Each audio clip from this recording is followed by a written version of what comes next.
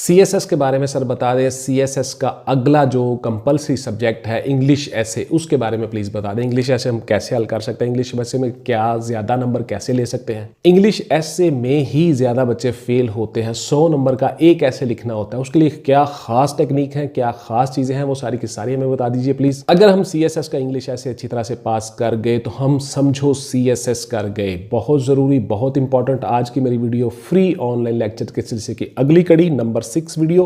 गौर से देखते जाएगा, इन वीडियो से भरपूर फायदा उठाएगा। बहुत सी मेरी वीडियोस पड़ी हुई हैं CSS के ऊपर मेरे चैनल के ऊपर, आप उनसे फायदा उठा सकते हो। ऑनलाइन क्लासेस में गुंजाइश नहीं है, सॉरी, और WhatsApp only for online classes and notes available purchasing not any other discussion please. Clear cut लिखा होता है, हर कमेंट में कहता हूं और हर वीडियो में भी आपको कह देता हूं। तो व्हाट्सएप पे आके आप मेरे साथ कोई बहस नहीं करेंगे, कोई सवाल नहीं करेंगे। Sorry for that, advance sorry कर देता हूं उसके लिए, बिकॉज मेरे पास इतना टाइम नहीं होता जी। बहुत से बच्चे जॉब के सिलसिला में फ़ोन कर रहे होते हैं, मैसेजेस कर रहे होते हैं, एटसेट्रा, तो मेरे पास इतना टाइम नहीं होता जी। मैं किसी एक का जवाब भी देने बैठ जाऊँ तो सारी उम्र जवाब ही देता रहूँगा, फिर आगे बात से बात निकलती है, फिर आगे सवाल से सवाल निकलता है, इसलिए मैं माजरत चाहता हूँ, सॉरी। चैनल को प्लीज़ सब्सक्राइब कर लीजिएगा, बेल का आइकन दबा के ऑल पे ज़रूर क्लिक किया करें, बिकॉज आप कहीं बिजी हों तो आपको नोटिफिकेशन आ चुका हो, आप बाद में भी वो वीडियो देख लें।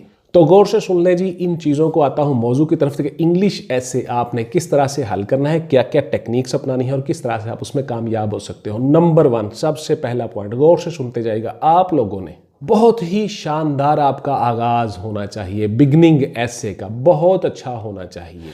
ऐसा ऐसे का आगाज़ होना चाहिए कि उसको पढ़ने के साथ ही जो आपका चेक है, मुमतहिन है, चेकर है, इन्विजिलेटर है, पेपर चेक करने वाला है, मार्किंग करने वाला बंदा है, वो मबहूत हो जाए, इन्वॉल्व हो जाए उसमें जी, आपके पेपर में पढ़ना शुरू कर दे, उसको मज़ा है, उसको पता चले कि ये समथिंग डिफरेंट है जी, कुछ अलग है ये बच्चा, तो मैंने इसको पढ़ना है। जब जब वो पढ़ता जाए तब वो आगे बढ़ता जाए। तो आप लोगों ने आगाज़ बड़ा अच्छा करना है जी। फ़र्ज़ किया आपका ऐसे किसी भी टॉपिक पे है तो आपने उसको लेके आना है किसी बहुत अच्छे टॉपिक, बहुत अच्छे अंदाज में। किसी कोट से शुरू कर सकते हैं जी, किसी स्टैंजा से शुरू कर सकते हैं जी, किसी एपिक वर्स से शुरू कर सकते हैं, कुरानिक वर्स से शुरू कर सकते हैं, किसी कौल से शुरू कर सकते हैं जी। आप लोग ऐसे का आगाज इस तरह से करेंगे कि बनी नो इंसान की हिस्ट्री से शुरू बेशक कर ले। From the beginning of this universe when almighty Allah create Adam and Eve, almighty Allah give wisdom to the Adam and give supremacy on all other creations.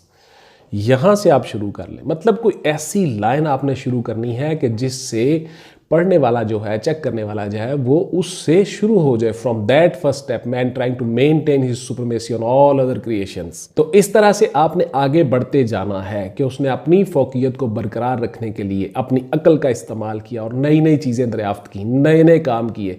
इस तरह से इंसान तरक्की करता गया और आहिस्ता आहिस्ता उसने ओवरकम कर दिया बाकी तमाम मखलूक़ात पर, और आज इस लम्हे इस वजह से वो मुआशी तौर पे भी सबसे आगे है और फलां फलां फलां एटसेट्रा। फ़र्ज़ किया इकानमी के ऊपर आप कैसे है, फ़र्ज़ किया पॉलिटिकल सिचुएशन के ऊपर आप कैसे है, फ़र्ज़ किया जियो स्ट्रेटेजिक सिचुएशन के ऊपर आपका ऐसे है, फ़र्ज़ किया आपका ऐसे बजट के ऊपर है, फ़र्ज़ किया आपका ऐसे कंप्यूटर है, मॉडर्न साइंटिफिक इक्विपमेंट्स के ऊपर है। जो भी आपका टॉपिक है उस टॉपिक को आपने उसके साथ रिलेट कर दिया, को रिलेट कर दिया, जहां से आपने बिगनिंग किया, आगाज़ किया ऐसे का। तो आगाज़ बड़ा ही शानदार होना चाहिए। उस आगाज़ से किसी वर्स से आप कर सकते हो, किसी एपिक से कर सकते हो, किसी आप कोट से कर सकते हो, कोटेशन से, अहादीस से, आयत से, किसी तारीखी वाक़या से आप उसका आगाज़ कर सकते हो। जैसा कि आप लोगों ने एडिटोरियल पेज में पढ़ा होता है कि वो किसी तारीखी वाक़या से उसका आगाज़ करता है और एंड पे आके लेके आता है आपको उसी मौजू की तरफ। तो इस तरह से आपने एडिटोरियल पेज को भी फॉलो करना है, उसके हिसाब से अपने ऐसे का आगाज़ करना है। पहला पॉइंट, आगाज़ शानदार होना चाहिए जी आपका। नंबर 2 ये है कि अगर आप आउटलाइन दे सकते हो ऐसे में तो दे दो जी, बहुत अच्छी बात है। पूरे एक पेज पे आपकी आउटलाइन आ जाएगी। सबसे पहले आप मेन पॉइंट बनाएं, उसके बाद आप उनके सब हेडिंग्स बनाएं, उसके बाद फिर आप उनकी आगे सब हेडिंग्स बना सकते हो। सबसे पहले आप 1 2 3 लिख सकते हो, उसके बाद फिर आप ABC, और उसके बाद फिर आप रोमन हिंसों में उसको लिख सकते हो, रोमन्स में। तो इस तरह करके आप स्टेप बाय स्टेप नीचे चलोगे, और इसको बनाना भी एक आर्ट है, एक फन है। आउटलाइन को मेन बुलेट्स, मेन पॉइंट्स, उसके बाद सब पॉइंट्स, उसके बाद सब पॉइंट्स की आगे क्लासिफिकेशंस या डिविजन्स। तो इस तरह करके आपने 1 2 से 3 चलना है और तीनों का फॉर्मेट चेंज कर लेना है। सबसे पहले अगर फर्ज किया आपने अल्फाबेटिकली ABC दिया हुआ है पॉइंट्स के साथ, तो उसके बाद फिर आप 1 2 3 दे लें, डिजिट्स दे लें, उसके बाद फिर आप रोमन हिंसों में उसका आगे सब क्लासें बना लें। अगर आपने आउटलाइन बना ली है तो उसी आउटलाइन के मुताबिक चलना है। और आउटलाइन बनाने का मकसद क्या है कि आपकी हैंड राइटिंग बड़ी अच्छी है, आपकी स्पीड बड़ी अच्छी है, आपको चीज़ें रिप्रोड्यूस करना बड़ी अच्छी तरह से आता है, तब आप आउटलाइन बनाओ। अदरवाइज आप आउटलाइन ना बनाएं जी, मेरा ये मशवरा है आपको। आउटलाइन आप तभी बनाओगे जब आपकी राइटिंग बहुत अच्छी है, राइटिंग स्किल अच्छी है, चीज़ों को रिप्रोड्यूस करना आपको आता है और आपकी राइटिंग थोड़ी तेज़ है, और तेज़ लिखते हुए भी आपकी राइटिंग साफ है, पढ़ी जाती है, समझ आती है, देन आप ज़रूर आउटलाइन बनाएं, अदरवाइज ना बनाएं। उसके बाद जी आपने जो आपका ऐसे है, जो भी आपका टॉपिक है, उस पर आपने मेरिट्स पे बात करनी है। मेरिट्स से मुराद ये है कि उसके बेनिफिट्स क्या है, उसके फ़वाइद क्या हैं, और उसको आपने कोरिलेट करना है लेटेस्ट इन्वेंशंस के साथ कि जदीद तरीके, जदीद तौर में, जदीद दौर में इसके ऊपर क्या क्या काम हो चुका है और क्या क्या चीज़ें हो चुकी हैं, क्या क्या चीज़ें आ चुकी हैं। मेरिट्स को आपने कोरिलेट करना है लेटेस्ट इन्वेंशंस के साथ।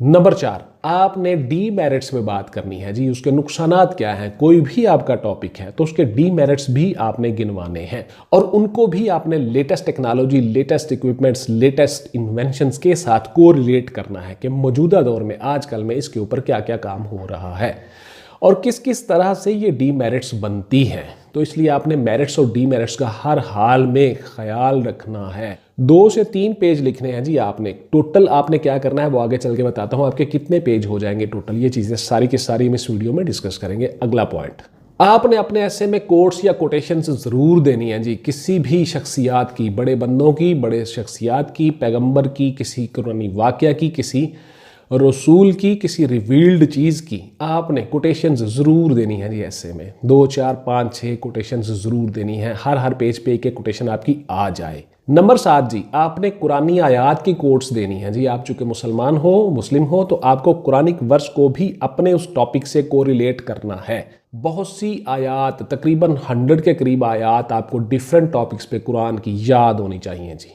ये बहुत ज़रूरी है, मैंने अपने नोट्स में बताया हुआ है कि ये चीज़ें आपको ज़रूर याद होनी चाहिए। इसी तरह से आपको 200 से 300 अच्छा अशार, इकबाल के, गालिब के, फैज़ के, मीर के बहुत अच्छे मौलाना मोहम्मद अली जौहर साहब के, अल्ताफ़ हुसैन खाली साहब के, मौलवी अब्दुल हक साहब के बहुत अच्छे मोटिवेशनल शेर आपको याद होने चाहिए। उनको भी आपने एसेज में कोट करना है। इसके साथ साथ इंग्लिश लिटरेचर जो है उसके मुख्तलिफ स्टैंजाज, एपिक वर्स और एपिक लाइंस आपको याद होनी चाहिए, वो भी आपने इंग्लिश ऐसे में कोट्स के तौर पे देनी है। तो ये सारी चीज़ें आपने याद करनी है एक्स्ट्रा से। बहुत से बच्चों को मैंने नोट्सों में हर चीज़ बताई हुई है, नोट्सों से वो फ़ायदा उठा रहे हैं। आप भी नोट्स अवेलेबल ले सकते हो जी। CSS के ऊपर भी हमने नोट्स बनाए हुए हैं। अगला पॉइंट ये है जी कि आपने अहादीस का हवाला देना है, 1, 2, 3 अहादीस का हवाला देना है ज़रूर। तो इस तरह से आपको 50-60 कम अज़ कम छोटी अहादीस ज़रूर आनी चाहिए। मिसाल के तौर पर जी, इन्नमल अमालु बिन्नियात, ये आपको पता होना चाहिए, अमलों का दारोमदार नीयतों पर है। अर्रातशिफल मुर्तशिकिलाहुमा फिन्नार।